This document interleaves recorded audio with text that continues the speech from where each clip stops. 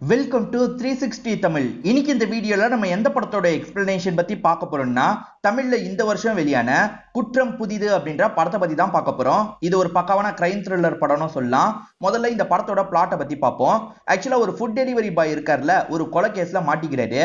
ACP ஒருத்தரோட பொண்ணு காணாம போயிருப்பாங்க. அந்த பொண்ணை தான் இந்த நபர் கொலை பண்ணிட்டான் அப்படின்ற மாதிரி போலீஸுங்க யோசிக்கிறாங்க. ஒரு ஸ்டேஜ்ல இவனை லாக் பண்ணி பயங்கரமா துன்புறுத்துறாங்க. எதுக்காக இப்படி பண்ணன்னு விசாரிக்கிறாங்க. அதுக்கப்புறம் இந்த ஃபுட் டெலிவரி பாய் என்னெல்லாம் சொல்றாரு அப்படின்றது தான் இந்த படத்தோட மீதி கதையா இருக்கும். உண்மையிலேயே இந்த ஃபுட் டெலிவரி பாய் தான் இந்த கொலையை பண்ணாரா, இல்ல ஏசிபியோட பொண்ணுக்கு என்னாச்சு, இந்த மாதிரி பல கேள்விக்கு பதில் சொல்றது தான் இந்த படத்தோட மீதி கதை. ரொம்ப இன்ட்ரெஸ்டிங்கா கொண்டு போயிருப்பாங்க. நீங்க எதிர்பார்க்காத நிறைய ட்விஸ்ட் அண்ட் டர்ன்ஸ்லாம் இந்த கதையில வச்சிருப்பாங்க. எக்ஸ்பிளனேஷனுக்குள்ள போறதுக்கு முன்னாடி வீடியோக்கு ஒரு லைக் போடுங்க. இந்த எக்ஸ்பிளனேஷன் பிடிச்சிருந்ததுன்னா ஐப்னு ஒரு ஆப்ஷன் இருக்கும், அதை பண்ணுங்க. அப்பதான் உங்களை மாதிரி பார்க்குற நிறைய பேர்கிட்ட இந்த வீடியோ கொண்டு போய் காட்டும். மேற்கொண்டு பேசி டைம் வேஸ்ட் பண்ணாம நம்ம நேரடியா எக்ஸ்பிளனேஷனுக்குள்ள போயிடலாம். படத்தோட ஸ்டார்டிங் சீனே ஏசிபியா ஒருத்தரை காட்டுறாங்க. வேலையெல்லாம் முடிச்சுட்டு இவரோட வீட்டுக்கு வந்துடுறாரு. இவரை பொறுத்த வரைக்கும் ரெண்டு பொண்ணுங்க இருக்காங்க. ஒரு பொண்ணு ஃபாரின்ல இருக்காங்க, இன்னொன்று பொண்ணு பேரு ரோகிணி அப்படின்றது. அந்த ரோகிணி வேலையை முடிச்சுட்டு அப்பாவுக்கு கால் பண்றாங்க. ஏமா இவ்வளவு லேட்டுன்ற மாதிரி அப்பா கேட்கறாரு. கொஞ்சம் லேட் ஆயிடுச்சுப்பா, நான் ஆட்டோ பிடிச்சு வந்துடுறேன், நீங்க தூங்குங்கப்பா அப்படின்ற மாதிரி சொல்லிட்டாங்க. இல்ல நீ வந்ததுக்கு அப்புறமே அப்பா படுக்கிறேன், நீ வாமான்ற மாதிரிலாம் இவர் பேசிடுறாரு. அடுத்ததா வெளிநாட்டுல இருக்க ஒய்ஃபு கிட்ட பேசுறாரு. மூத்த பொண்ணுக்கு பிரெக்னன்சியா இருக்கும், பாத்துக்கிறதுக்காக ஒய்ஃபு போயிருக்காங்க. ஒய்ஃபு கிட்ட பேசும்போது பொண்ணு இன்னும் வீட்டுக்கு வரலன்னு சொல்லிட்டாரு. நீங்க தாங்க செல்லம் கொடுத்து கெடுக்கிறது, இவ்வளவு டைம் ஆயிடுச்சு இன்னும் வீட்டுக்கு வராம இருக்கா, கொஞ்சமாவது நீங்க கேளுங்கன்ற மாதிரிலாம் ஒய்ஃப் சொல்றாங்க. இவரும் ஒய்ஃபை சமாதானப்படுத்திடுறாரு. இப்ப காலையில சமயம் இவர் கண்மொழிக்கிறாரு. பொண்ணு வருவாங்கன்னு வெயிட் பண்ணி பார்த்திருப்பாரு. வரலன்ற பத்தி இவர் படுத்துட்டாரு போல. இப்ப இவருமே பொண்ணுக்கு காஃபி எல்லாம் எடுத்துட்டு போலான்ற மாதிரி ரெடி பண்றாரு. இப்ப பொண்ணு ரூம்க்கு வந்து பார்த்தா பொண்ணு இன்னும் வரலன்னு தெரிய வருது. என்ன இன்னும் வராம இருக்கான்ற மாதிரி கால் பண்ணிட்டாரு. பார்த்தா பொண்ணுக்கு கால் போல. லைட்டா இவருக்கு பயம் வந்துருது. இவரே ஏசிபி தானே, இவரும் டீம் கிட்ட இந்த விஷயத்த சொல்லிட்டாரு. என்ன ஏதுன்றத கொஞ்சம் செக் பண்ணுங்கன்ற மாதிரி சொல்லிட்டாரு. சோ போன் எங்க கட் ஆயிருக்கு அப்படின்றத ஆளுங்க செக் பண்ணிட்டு இருக்காங்க. அந்த பகுதியில இருந்து ஒரு கம்ப்ளைண்ட் வந்திருக்கு. என்ன கம்ப்ளைண்ட், நம்ம போய் செக் பண்ணலாம் அப்படின்ற மாதிரி ஒரு டீம் இருக்காங்கல்ல, வேகமா அந்த இடத்துக்கு கிளம்பி வந்துடுறாங்க. ஆக்சுவலா ஒரு ஃபேமிலி தான் கால் பண்ணிருப்பாங்க. என்ன விஷயம்ன்ற மாதிரி போலீஸுங்களும் விசாரிக்க ஆரம்பிக்கிறாங்க. அந்த ஃபேமிலியோட மேல் குடியிருப்புல ஒரு ஆட்டோக்காரர் இருப்பாரு. அவரோட பேரு குணா அப்படின்றது. நாங்க வரும்போது அவரோட ஆட்டோவை எதர்ச்சியா கவனிச்சோம். பார்த்தா ஆட்டோல ரத்தக்கரை இருக்கு சார், எங்களுக்கு பயம் வந்துருச்சு. அந்த குணாவும் வீட்டுல இல்லன்ற மாதிரிலாம் சொல்றாங்க. என்னங்க சொல்றீங்க அப்படின்ற மாதிரி ஆட்டோவை செக் பண்றாங்க. பார்த்தா ரத்தக்கரை இருக்கு. ஒருவேளை இவன் ஏதாவது பண்ணிருப்பானா, கொலைகில பண்ணிருப்பானா அப்படின்ற மாதிரிலாம் இவங்க யோசிக்கிறாங்க. அவனோட இடத்த ஓபன் பண்ணி பார்க்கணும்னு நினைக்கிறாங்க. அவன் லாக் பண்ணிட்டு போயிருக்கான் போல. சரி கதை உடச்சிட்டு போலாம் அப்படின்ற மாதிரி இவங்களுமே கதை உடச்சிட்டு உள்ள வந்து பாக்குறாங்க. பார்த்தா அங்க நிறைய ரத்தம் சிந்தி இருக்கு. அதை அவன் கொஞ்சம் கொஞ்சமா வாஷ் பண்ண ட்ரை பண்ணதும் தெரிய வருது. சரியா வாஷ் பண்ணாம இங்க இருந்து கிளம்பி இருக்கான்றது தெரியுது. அப்ப அந்த பொண்ணை தான் கொலை பண்ணிட்டானா அப்படின்ற மாதிரி உங்களுக்கு தோணுது. இங்க இருக்கிற பிளட் சாம்பிள் எல்லாத்தையும் இவங்க எடுத்து வச்சுக்கிறாங்க. இந்த இடத்துல சில திங்ஸ் எல்லாம் கிடைக்குது பாத்தீங்களா, அதெல்லாம் எடுத்துட்டு வந்து கீழே இருக்க ஏசிபி கிட்ட காட்டுறாங்க. என் பொண்ணோட திங்ஸ் அப்படின்ற மாதிரி சொல்றாரு. அப்ப பொண்ணு கொல்லப்பட்டிருக்க கூட வாய்ப்பு இருக்குன்ற மாதிரி யோசிக்கிறாங்க. சார் பிளட் டெஸ்ட் பண்ணி பாக்குற வரைக்கும் நீங்க அவசரப்படாதீங்க அப்படின்ற மாதிரி டீமை சேர்ந்தவங்க சொல்றாங்க. இப்ப ஏசிபி செம்ம அப்செட்ல இருக்காரு. காரை எடுன்ற மாதிரி சொல்றாரு. டிரைவர் முழிச்சுக்கிட்டே இருக்காரு, எடுக்க மாட்டாரு. வாங்கிட்டு தான் சொல்றேன் காரை எடுன்ற மாதிரி இவர் கத்தி சொல்றாரு. அப்பயும் அவர் எடுக்காம நின்னுக்கிட்டே இருக்காரு. பார்த்தா இவர் தான் டிரைவிங் சீட்லயே உட்காந்துட்டு இருக்கிறது தெரிய வருது. யோ நீயாவது சொல்ல வேண்டியது தானே, சரி வந்து வண்டி எடு அப்படின்ற மாதிரி சொல்லிட்டாரு. இவர் ரொம்ப அப்செட்ல இருக்காருல, அதனால தான் இந்த மாதிரிலாம் நடந்துக்கிறாரு.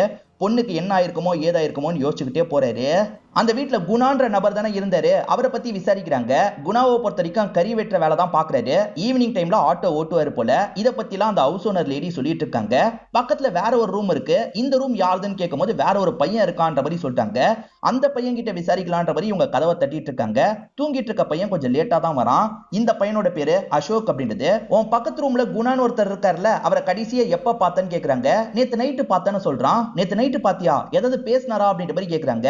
சொந்த ஊருக்கு போக போறேன்னு சொன்னாரு, இவ்வளவுதான் பேசினாருன்ற மாதிரி இந்த பையன் சொல்றான். அது சரி என்ன தலையில அடிபட்டிருக்குன்ற மாதிரி கேக்குறாங்க. நேத்து வர வழியில ஒரு சின்ன ஆக்சிடென்ட்னு சொல்றான். சரி ஸ்டேஷன் வரைக்கும் வான்ற மாதிரி இவங்களும் கையோட ஸ்டேஷனுக்கு கூட்டு வந்துடுறாங்க. எக்ஸாக்ட்டா என்ன நடந்தது, எந்த இடத்துல ஆக்சிடென்ட் நடந்தது அப்படின்ற மாதிரி கேக்குறாங்க. சார் ஒரு டெலிவரி கொடுத்துட்டு வந்துட்டு இருந்தேன், அந்த இடத்துல தான் ஸ்கிட் ஆகி கீழே விழுந்துட்டேன் சார், தலையில அடிபட்டுருச்சு, பக்கத்துல இருக்க கிளினிக்ல போய் தான் ஃபர்ஸ்ட் எய்ட்லாம் பண்ணன்ற மாதிரி இந்த பையன் சொல்றான். இவன் சொல்றது உண்மையா இல்ல இவன் இதுல சம்பந்தப்பட்டிருப்பானான்ற மாதிரி இவங்க யோசிக்கிறாங்க. இவன் சொல்ற எல்லா இன்ஃபர்மேஷனையும் கேட்டுக்கிறாங்க. குணாவை எக்ஸாக்ட்டா எப்ப பார்த்தேன்னு கேக்குறாங்க. குணாவை எந்த டைம் பார்த்தாரோ அந்த டைமை பத்திலாம் சொல்லிட்டாரு. இவன் சொல்ற எல்லாத்தையும் கிராஸ் செக் பண்ணணும்னு யோசிக்கிறாங்க. சரிப்பா நீ கொஞ்ச நேரம் உட்காரு, நாங்க சொல்றோம், அதுக்கப்புறம் நீ கிளம்பலாம் அப்படின்ற மாதிரி உட்கார வச்சிருக்காங்க. இப்ப இவர் இருக்கார்ல, இவன் சொன்ன எல்லாமே உண்மையான்றதை செக் பண்ணுங்க அப்படின்ற மாதிரி டீம் கிட்ட சொல்லிட்டாரு. டீமை சேர்ந்தவங்க என்ன பண்றாங்கன்னா கிளினிக்கு கிளம்பிடுறாங்க. இந்த மாதிரி ஒருத்தன் வந்தானான்னு கேக்குறாங்க.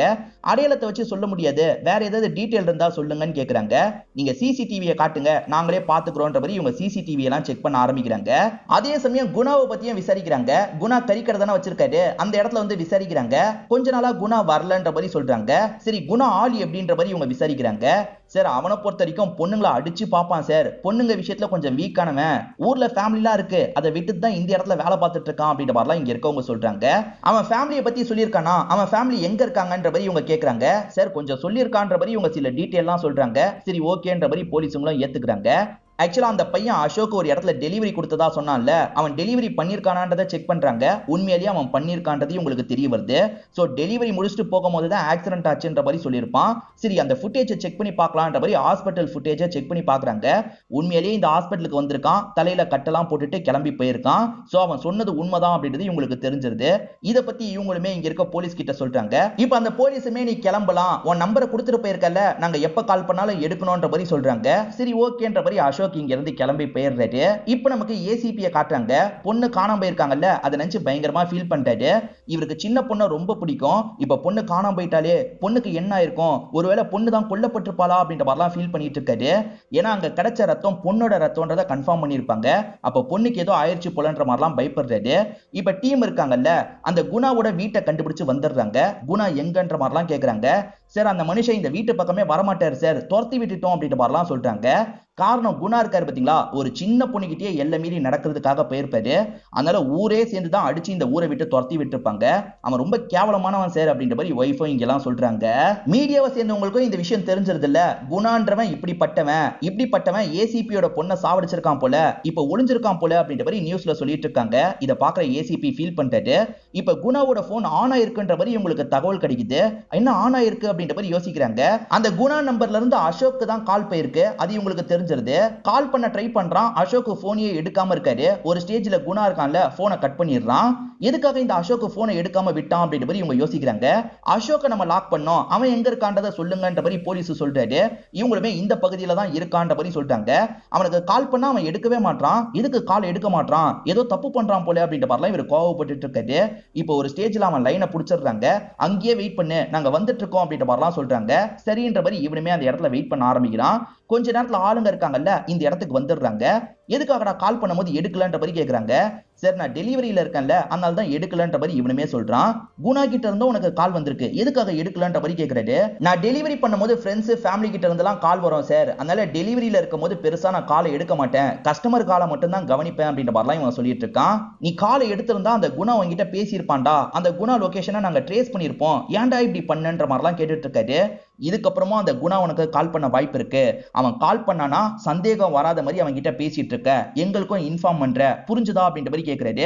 ஏன் சார் குணா அண்ணன் ஏதாவது தப்பு பண்ணிட்டாரா அப்படின்ற மாதிரி இவன் கேக்குறான். அதெல்லாம் உனக்கு தேவையில்லை, இதுக்கப்புறம் குணா கால் பண்ணா எங்களுக்கு இன்ஃபார்ம் பண்ணணும், அப்படி இல்லைன்னு வச்சுக்கோ அவங்க கிட்ட ரொம்ப நேரம் பேச்ச கொடுக்கணும் அப்படின்ற மாதிரிலாம் சொல்லிட்டு இவங்க கிளம்புறாங்க. இந்த பையனும் சரின்ற மாதிரிலாம் ஏத்துக்கிட்டு இங்க இருந்து கிளம்ப ஆரம்பிக்கிறான். இப்ப கமிஷனருக்கு மீடியா ஆட்கள் ஏகப்பட்ட பிரஷர் கொடுக்குறாங்க. சார் இந்த மாதிரி ஒரு சம்பவம் நடந்திருக்கு, எப்ப சார் குற்றவாளியை கண்டுபிடிப்பீங்க அப்படின்ற மாதிரிலாம் கேக்குறாங்க. இவருமே கோவப்பட்டு பதில் சொல்லிட்டு இருக்காரு. இப்ப பைக்ல அசோக் வந்துட்டு இருக்கும் போது தலைலாம் வலிக்குது.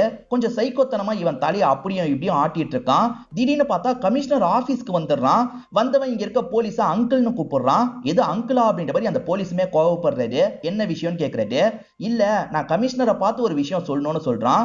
என்ன விஷயம் எங்க கிட்ட சொல்லுன்ற மாதிரி சொல்லிட்டாங்க. நான் ஒரு கொலை பண்ணிட்டேன்னு சொல்றான். இத ஒரு மீடியா நபர் கேட்டுறாரு. இப்ப மத்த ஆளுங்களை கூப்பிடணும் அப்படின்ற மாதிரி வேகமா ஓடுறாரு. இப்ப போலீஸுங்களும் இவனை லாக் பண்ணி உள்ள இழுத்துட்டு வந்துட்டு இருக்காங்க. இப்ப மீடியாட்கள் மொத்த பேரும் வந்து யாரை கொலை பண்ண, எதுக்காக பண்ணன்ற மாதிரிலாம் கேட்டுட்டு இருக்காங்க. இவன் எதுவுமே பேச மாட்டான், அவங்கள பார்த்து சிரிச்சுக்கிட்டே இருக்கான். இப்ப ஆளுங்க கமிஷனர் முன்னாடி உட்கார வச்சிடுறாங்க. யாரை நீ கொலை பண்ண, அந்த பொண்ணோட வயசு என்ன, பேர் என்ன அப்படின்ற மாதிரிலாம் கமிஷனர் கேட்கிறாரு. எனக்கு பேரு வயசெல்லாம் தெரியாது, நீங்க போட்டோவை காமிச்சீங்கன்னா நான் சொல்றேன் அப்படின்ற மாதிரி சொல்றான். யோ காணாம போன போட்டோவெல்லாம் எடுத்துட்டு வாங்க அப்படின்ற மாதிரி சொல்றாரு. இப்ப ஆளுங்க 2-3 பொண்ணுங்களோட போட்டோவை எடுத்துட்டு வந்து காட்டுறாங்க. அதுல ரோகிணியை காட்டும் போது இந்த பொண்ணை தான் நான் கொன்னேன், போட்டோல வேற மாதிரி இருக்கா, நிஜத்துல வேற மாதிரி இருந்தா, மாடர்ன் ட்ரெஸ்ல இருந்தா அப்படின்ற மாதிரிலாம் இவன் சொல்லிட்டு இருக்கான்.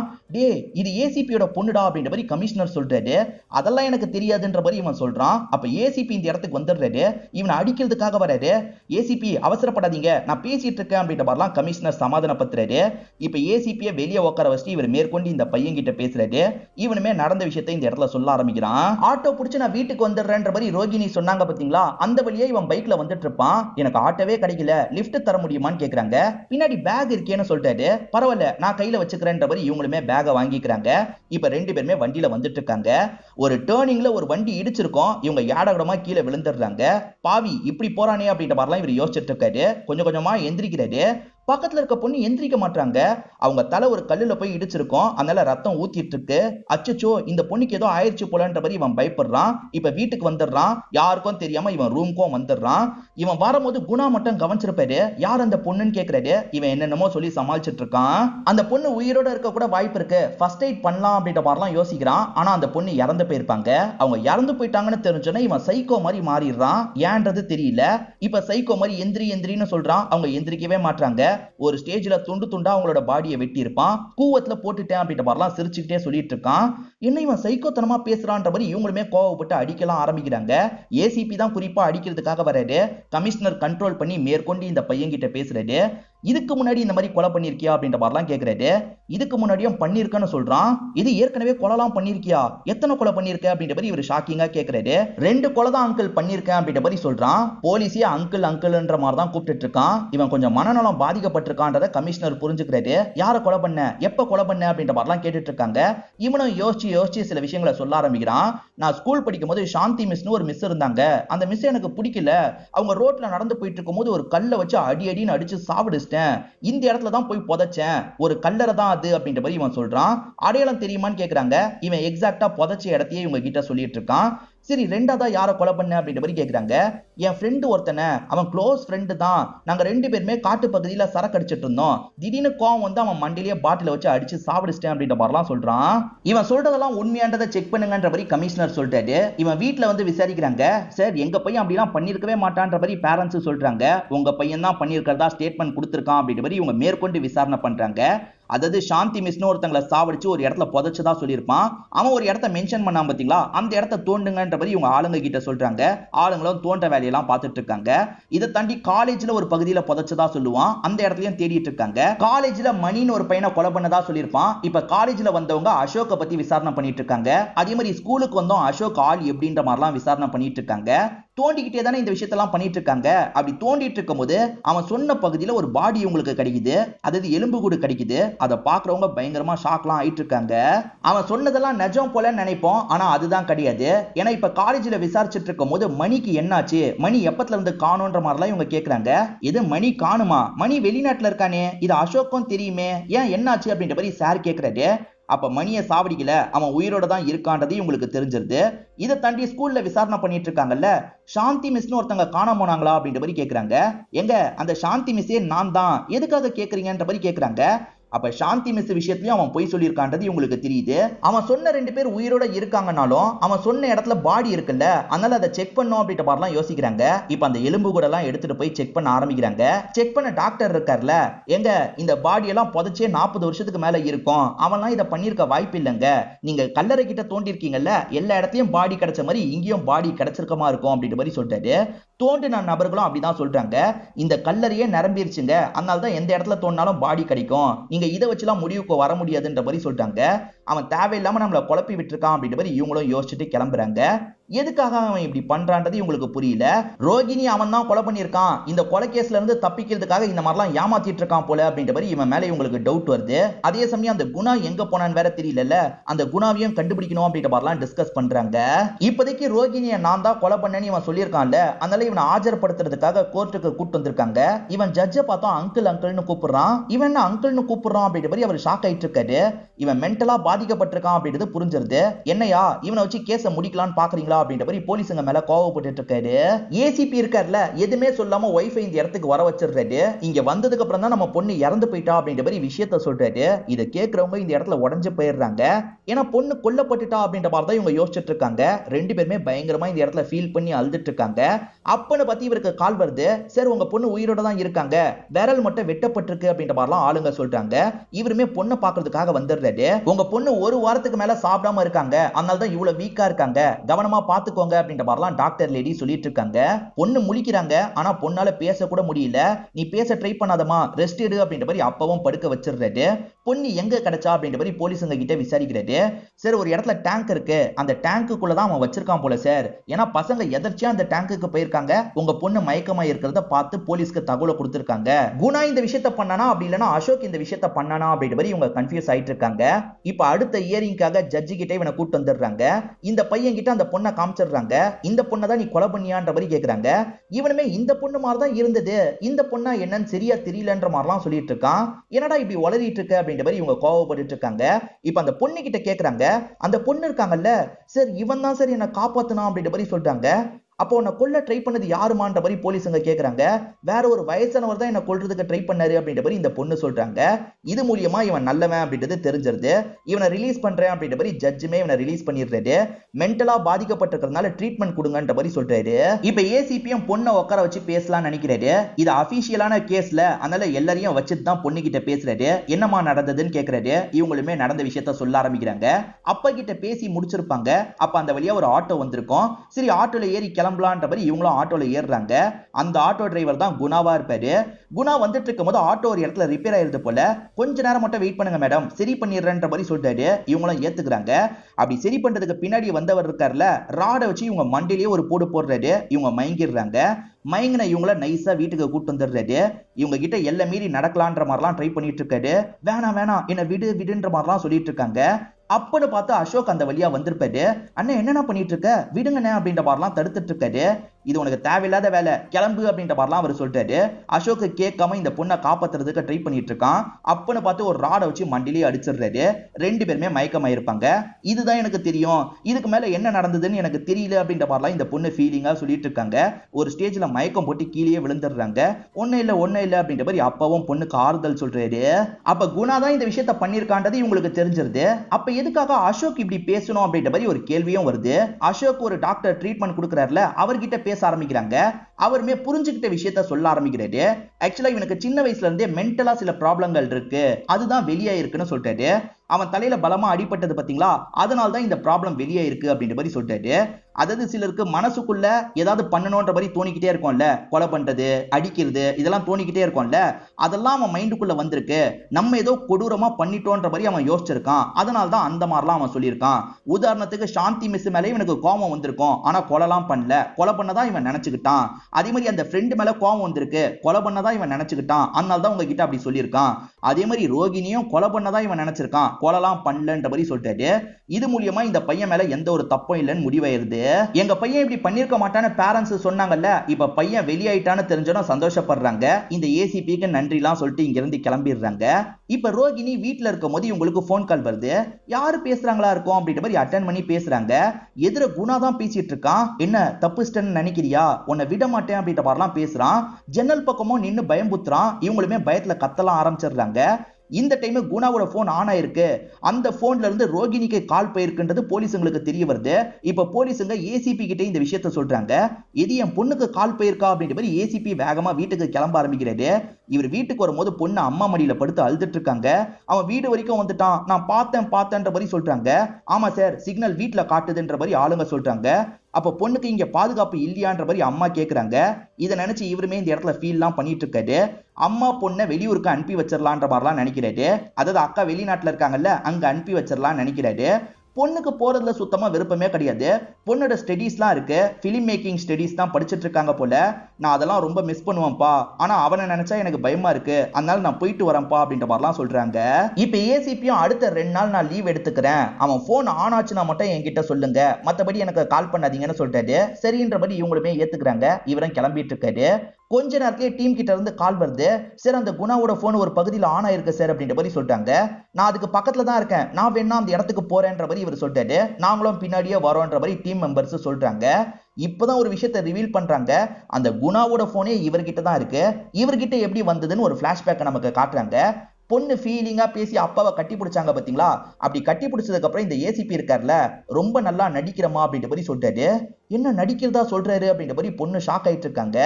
பிலிம் மேக்கிங் படிக்கிற இவ்வளவு கூட நடிக்கலனா எப்படி, நல்லா தான் நடிச்ச, ஆனா அப்பா கண்டுபிடிச்சிட்டேன்னு சொல்லிட்டாரு. இவங்களும் திருட்டு மொழி முழிக்கிறாங்க. முழிக்காத, எதுக்காக இந்த விஷயத்த பண்ண, என்கிட்ட ஒழுங்கா சொல்லுன்ற மாதிரி கேட்கிறாரு. எல்லாத்தையும் சொல்லிடுறேன்ற மாதிரி இவங்களும் சொல்ல ஆரம்பிக்கிறாங்க. ஆக்சுவலா இவங்க அப்பா கிட்ட நான் சீக்கிரமா வந்துடுறேன்ற மாதிரி காலை கட் பண்ணாங்க பாத்தீங்களா, அந்த வழியா அப்ப பைக் வந்துட்டு இருக்கு. அசோக் தான் பைக்ல வந்துட்டு இருக்காரு. இவங்க பேசிக்கும் போது தான் ஒரு விஷயம் தெரியுது, ரெண்டு பேருமே லவ் பண்ணிட்டு இருக்காங்க. ஆன்லைன்ல பழகிதான் ரெண்டு பேருமே லவ் பண்ண ஆரம்பிச்சிருப்பாங்க போல. எனக்கு அர்ஜென்ட்டா ரெஸ்ட் ரூம் யூஸ் பண்ணும், உன் வீட்டுக்கு கூட்டு போன்னு சொல்றாங்க. உன் வீடு வரைக்கும் தாங்காதா, நீ உன் வீட்டுக்கே போ, ஏன்னா ஹவுஸ் ஓனர் கண்டுபிடிச்சிட்டா பிரச்சனை ஆயிடும்னு சொல்லிட்டாரு. அதெல்லாம் தெரியாது, உன் வீட்டுக்கு கூட்டு போ, ஹவுஸ் ஓனர் பார்த்தாலும் நம்ம சமாளிச்சுக்கலான்ற மாதிரி சொல்லிட்டாங்க. சரின்ற மாதிரி இவரும் ஏத்துக்கிட்டு வீட்டுக்கு கூட்டு வராரு. ஹவுஸ் ஓனர் தூங்கிட்டாங்களான்னு செக் பண்ணிட்டு தான் இவர் ரூம்குள்ள கூட்டு வராரு. இப்ப ரூம்குள்ள கொஞ்ச நேரம் இருக்காங்க. அதுக்கப்புறம் ரெஸ்ட் ரூம் யூஸ் பண்றதுக்கு போயிடுறாங்க. இந்த விஷயத்தெல்லாம் அந்த குணா பாக்குறாரு. ஒரு பொண்ணு போனதை கவனிச்சிருப்பாரு. இவன் தான் கூட்டு வந்திருக்கான் போலன்னு யோசிக்கிறாரு. அந்த பொண்ணு இப்ப பாத்ரூம் போயிட்டு இருக்காங்கல்ல, இவர் கேமரா வச்சு போட்டோ எடுக்கிறாரு. அந்த பொண்ணு கவனிச்சிடுறாங்க. எதுக்கு போட்டோ எடுத்த, போனை தான்ற மாதிரிலாம் கேட்டுட்டு இருக்காங்க. இந்த பையனுமே ஏன்னா இப்படி பண்றீங்கன்ற மாதிரிலாம் கேட்டுட்டு இருக்கான். அதுக்கு குணா இருக்காருல, என்னடா அந்த மாதிரி பொண்ணை கூட்டு வந்திருக்கியா, எவ்வளவு ரேட்டுன்ற மாதிரிலாம் கேட்கிறாரு. அண்ணன் பார்த்து பேசுன, என் லவ்வர் அப்படின்ற மாதிரி இவனுமே கோவப்படுறான். முதல்ல போனை தா, போட்டோவை டெலீட் பண்ணும் அப்படின்ற மாதிரி சொல்லிட்டாங்க. அவர் தரலாம் முடியாது, கிளம்புங்கன்ற மாதிரி சொல்லிட்டாரு. தரப்பொரியா இல்லையான்ற மாதிரி இவங்களுமே அவர் கூட சண்டைலாம் போட்டுட்டு இருக்காங்க. அந்த சண்டையில அவர் பிடிச்சி தள்ளி விடுறாங்க, போனையும் பறிச்சிடுறாங்க. அப்படி தள்ளி விட்டதுல அவரோட தலை ஒரு இடத்துல போய் இடிச்சுக்கும். இவங்களுமே போட்டோ எடுத்திருக்காரான்னு பாக்குறாங்க. அவர் உண்மையில போட்டோ எடுத்தது பிளாஷா தான் வந்திருக்கும். இவங்க பாத்ரூம் யூஸ் பண்ணதெல்லாம் பதிவாகல, நல்ல வேலை பதிவாகல அப்படின்ற மாதிரி இவங்க யோசிக்கிறாங்க. இப்ப அவரை பார்த்தா அவர் அசைவே இல்லாம இருக்காரு. தலையில இருந்து ரத்தம் ஊத்திட்டு இருக்கு. அச்சச்சோ, இவர் செத்து போயிட்டாரு போல அப்படின்ற மாதிரி மூச்செல்லாம் செக் பண்ணி பாக்குறாங்க. கண்டிப்பா இவர் செத்து போயிட்டாருன்னு தெரியுது. தேவையில்லாம இப்படி ஒரு கொலை பண்ணிட்டுமே அப்படின்ற மாதிரி இவங்க ரெண்டு பேருக்கு பயம் வருது. இப்ப போலீஸ்க்கு தகவலை கொடுத்தா என்ன நடந்தது அப்படின்றத தெளிவா சொல்லணும்ல, அப்படி சொன்னா பிரச்சனை அப்படின்ற மாதிரிலாம் இவங்க யோசிச்சுட்டு இருக்காங்க. ஆக்சிடென்டலா இதை பண்ணிட்டோன்னு கூட சொல்ல முடியாது, என்ன பண்றது, சரி எது நடந்தாலும் நான் பாத்துக்கிறேன், நீ இங்க இருந்து கிளம்பு அப்படின்ற மாதிரி அசோக்கும் கேர்ள் ஃபிரெண்ட் இங்க இருந்து போக சொல்லிட்டாரு. ஆனா கேர்ள் ஃபிரெண்டுக்கு மனசு வர மாட்டேங்குது. இவன் மாட்டிக்கிட்டா என்ன பண்றது, இவனை காப்பாத்தணும் அப்படின்ற மாதிரிலாம் இவங்க யோசிக்க ஆரம்பிக்கிறாங்க. இவங்களை பொறுத்த வரைக்கும் பிலிம் மேக்கிங் ஸ்டூடெண்ட் தானே, அதனால இவங்களுக்கு ஒரு ஐடியா வருது, நம்ம இந்த கதையை வேற மாதிரி மாத்திரலான்ற மாதிரி சொல்றாங்க. அதெல்லாம் ஒர்க் அவுட் ஆகுமான்ற மாதிரி கேட்கறாரு. நீ கரெக்டா பர்ஃபார்ம் பண்ணா ஒர்க் அவுட் ஆகும் அப்படின்ற மாதிரி இவங்க சொல்றாங்க. அது என்னன்னு பாத்தீங்கன்னா, அந்த நபரோட பாடியை டிஸ்போஸ் பண்ணும், அந்த ரத்தம் எல்லாத்தையும் கிளீன் பண்ணி எடுத்துடணும், ஏன் ரத்தத்தை அந்த இடத்துல விடணும் அப்படின்ற மாதிரி சொல்லிட்டாங்க. இவங்களே தான் இவங்களோட விரலை வெட்டியிருப்பாங்க. அந்த ரத்தத்தை அந்த ரூம் முழுக்க இவங்க தெளிச்சு விட்டுருப்பாங்க. அதே சமயம் இவரோட தலையில இவங்களே காயத்தை ஏற்படுத்தியிருப்பாங்க. போலீஸ் கேட்டா நீ இந்த மாதிரி கதை விடணும், அதுக்கப்புறம் கொஞ்சம் கொஞ்சமா நீ உண்மையை சொல்ல ஆரம்பி, இப்படி பண்ணா கரெக்டா இருக்கும்ன்ற மாதிரி என்னெல்லாம் பண்ணணும்ன்றதை இவங்க தான் சொல்லியே தந்திருப்பாங்க. நீ மனநலம் பாதிக்கப்பட்டவனை எல்லாரையும் நம்ப வைக்கணும், அந்த மாதிரி நீ நடிக்கணும்ன்ற மாதிரி சொல்றாங்க. கிளம்பும் போது அவரோட ஆட்டோலையும் கொஞ்சம் ரத்தத்தை விடலாம், அதை வச்சுதான் வந்து போலீஸ்க்கு தகவல் போகும்ன்ற மாதிரிலாம் யோசிச்சிருப்பாங்க. பக்காவா பிளான் போட்டு தான் இந்த விஷயத்தெல்லாம் பண்ணிருப்பாங்க. இதை தாண்டி இவங்க ஒரு டேங்க்ல கிடைச்சாங்க பாத்தீங்களா, அந்த டேங்குக்கு இவர் தான் விடுறதுக்காக வந்திருப்பாரு. இங்க எப்படியும் பசங்க பாக்குறதுக்காக வருவாங்க, உன்னை கண்டுபிடிச்சிருவாங்க, கொஞ்ச நாள் மட்டும் எப்படியாவது இங்க மேனேஜ் பண்ணிக்கோ அப்படின்ற மாதிரிலாம் சொல்றாரு. சரின்ற மாதிரி இவங்களும் ஏத்துக்கிறாங்க. அதுக்கப்புறம் தான் இவர் அங்க இருந்து கிளம்பி போயிருப்பாரு. இதுதான்ப்பா நடந்தது, தெரியாம பண்ணிட்டேன்ப்பா, மன்னிச்சிருங்க அப்படின்ற மாதிரிலாம் பொண்ணு அழுதுட்டு இருக்காங்க. பொண்ணை எப்படியாவது நம்மளும் சேவ் பண்ணணும்னு யோசிக்கிறாரு. நீ ஊருக்கு போ, நான் பாத்துக்கிறேன்ற மாதிரி சொல்லிட்டாரு. அந்த நாள் வீட்டுல குணாவை பார்த்தேன்னு சொன்னது பொய்யா இருக்கும். குணாவோட போனை இவங்க தான் வச்சிருப்பாங்க. அதுல இருந்து இவங்களுக்கு இவங்களே கால்லாம் பண்ணிருப்பாங்க. இது எல்லாம் அப்பாக்கு தெரிய வருது. அப்பா எப்படி இதை கண்டுபிடிச்சாருன்றதை இந்த இடத்துல நமக்கு ரிவீல் பண்றாங்க. இவங்க விசாரிச்சதை வச்சு பார்க்கும்போது குணா லெஃப்ட் ஹேண்டா இருப்பாரு. ஆனா அவர் பண்ண அட்டாக் எல்லாம் பார்த்தா ரைட் ஹேண்ட் அட்டாக் மாதிரி இருக்கு. அது எப்படி ஒரு left hand person right hand attack பண்ணிருக்க முடியும், இதை குணா பண்ணல, வேற ஏதோ நடந்திருக்குன்ற மாதிரி யோசிச்சிருப்பாரு. அப்படி யோசிக்கும் போதுதான் பொண்ணு மேலேயே இவருக்கு டவுட் வந்திருக்கும். அதை பொண்ணுகிட்டயே கேட்டு உண்மையெல்லாம் இவர் புரிஞ்சிருப்பாரு. இப்ப பிரசன்ட்ல ஏசிபியோட டீம் அந்த நம்பர் ஒரு இடத்துல ஆக்டிவா இருக்குன்ற மாதிரி சொன்னாங்கல்ல, இவர் தான் அந்த நம்பரை ஆக்டிவே ஆக்கியிருப்பாரு. நான் முன்கூட்டியே அந்த ஸ்பாட்டுக்கு போறேன்ற மாதிரி இவர் சொன்னார்ல, அந்த இடத்துக்கு வராரு. போன் மட்டும் கிடைக்கிற மாதிரிலாம் ஒரு டிராமா பண்ணிட்டாரு. அவன் இங்க இருந்து தப்பிச்சு போயிட்டான் போல, போனை மட்டும் இங்க போட்டு போயிருக்கான் அப்படின்ற மாதிரிலாம் போலீஸுங்களை ஏமாத்திடுறாரு. இந்த அசோக்கை பொறுத்த வரைக்கும் இப்போதைக்கு சொந்த ஊர்ல தான் இருக்காரு. பையன் மென்டலா பாதிக்கப்பட்டிருக்கான் அப்படின்ற மாதிரி அம்மா உண்மையிலேயே நினைச்சிட்டு இருக்காங்க. கண்ணா சாப்பிட வரியான்னு கேக்குறாங்க. சரிம்மா வரேன்ற மாதிரி இவனும் மனநலம் பாதிக்கப்பட்டவ மாதிரிலாம் நடிச்சிட்டு இருக்கான். அம்மா போனதுக்கு அப்புறம் கொஞ்சம் சாதாரணமா இருக்கான். அப்பதான் இவனுக்கு ரோகிணி கிட்ட இருந்து மெசேஜ் வருது, எல்லா பிரச்சனையும் முடிஞ்சிருச்சுன்ற மாதிரி சொல்லிட்டாங்க. இவனுமே லவ் சிம்பிள் எல்லாம் உங்களுக்கு போட்டு விடுறான். கொஞ்சம் சந்தோஷமா இவன் இருக்கும் போது போன் கால் வருது. யார்கிட்ட இருந்து கால் வருதுன்னா குணா கிட்ட இருந்து கால் வருது. என்னடா சந்தோஷமா இருக்கீங்க போல அப்படின்ற மாதிரி குணா பேசுறாரு. இவங்க சாவடிச்சு குணா பேசுறாரு. பேய் வரப்போகுது அப்படின்ற மாதிரி அடுத்த பார்ட்டுக்கு லீடு கொடுத்த மாதிரி நமக்கு படத்தோட கதையை முடிக்கிறாங்க. எப்பவுமே எண்டிங் கொஞ்சம் டிஃப்ரெண்டா முடிக்கணும்ன்றதுக்காக முடிப்பாங்கல்ல, அப்படிதான் முடிச்சிருக்காங்க. கண்டிப்பா இந்த படம் உங்க எல்லாருக்குமே பிடிச்சிருக்கும்னு நம்புறேன். இந்த வீடியோ உங்களுக்கு பிடிச்சிருந்ததுன்னா லைக் பண்ணுங்க, கமெண்ட் பண்ணுங்க, மறக்காம 360 தமிழ் சேனலை சப்ஸ்கிரைப் பண்ணுங்க.